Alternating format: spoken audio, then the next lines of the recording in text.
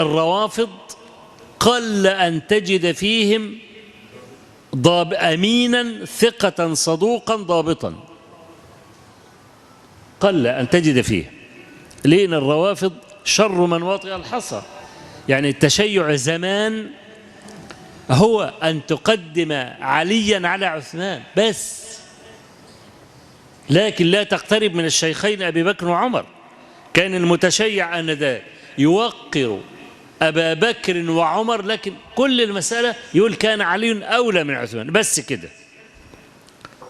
إنما الروافض قاتلهم الله أن يؤفكون، بكفروا أبو بكر وعمر وعثمان وعائشة وحفصة، ويكفرون بقى طبعا عمرو بن العاص وخالد بن الوليد، ولا سيما معاوية، ده في جهنم وبئس المصير، ويتدينون بذلك. ومنهم من بدعته كفرية، منهم بدعته كفرية، الذين يعني يتوسلون بعلي ويستغيثون به، أو يقولون إن الرسالة كانت نازلة لعلي ولكن أخطأ جبريل وأعطاها لمحمد عليه الصلاة والسلام وهكذا. دول كفرة خارجين من الملة. بعض أصحاب